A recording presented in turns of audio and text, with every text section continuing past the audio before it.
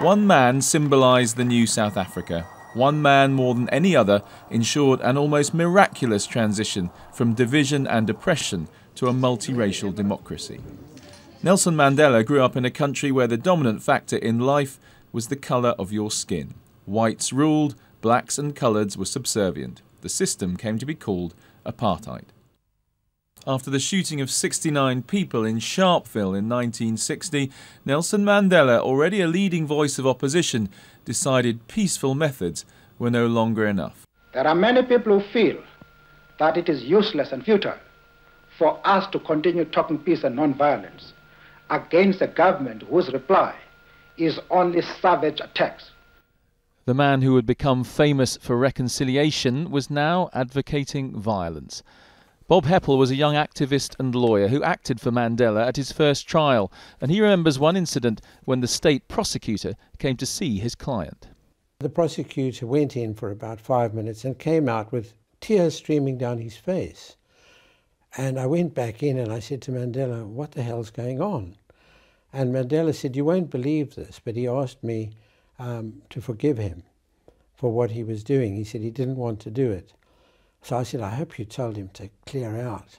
And he said, No, I told him I quite understood. He was just doing his duty, and I would always remember him wishing me well in my trial. These pictures show Mandela being brought to trial. He would not be seen again for 27 years, but his speech from the dock was recorded, in which he talked of cherishing the idea of a free South Africa. If it needs be, it is an ideal for which I am prepared to die. Nelson Mandela was found guilty of sabotage and sent to Robben Island, a prison tantalisingly close to Cape Town. He would spend more than 2 decades here.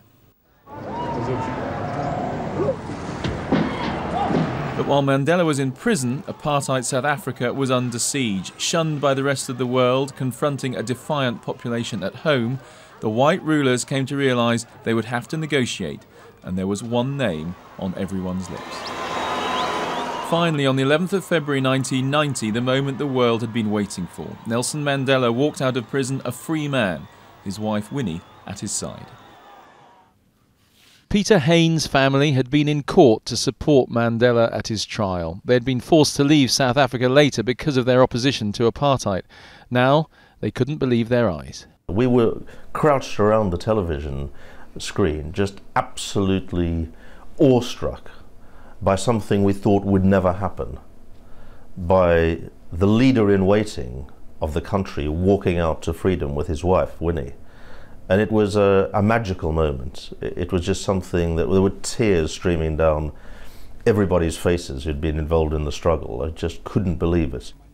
With F.W. de Klerk, the last white president of the old system, he began negotiating the end of apartheid, and it seemed as if an entire nation was ready to answer his call.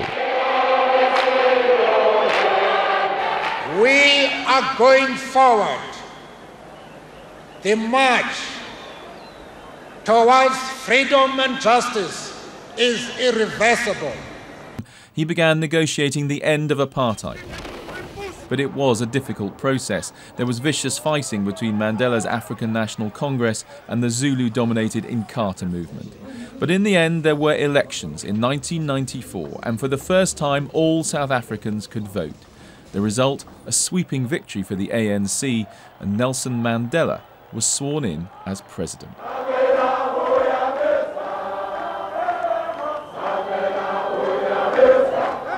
The man once dubbed a terrorist was now a respected statesman, and the country once isolated was hosting world competitions and winning them.